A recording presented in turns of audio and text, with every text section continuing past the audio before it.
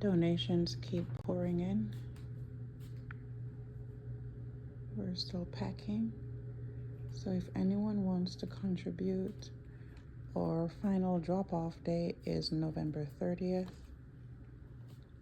These are all new items added to the donations.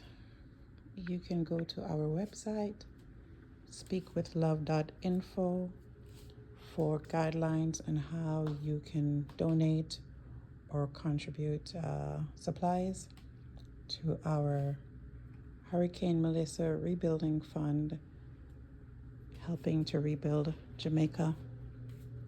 Thanks again to everyone who continue to contribute and show their love. Everyone who continues to speak with love, we appreciate you.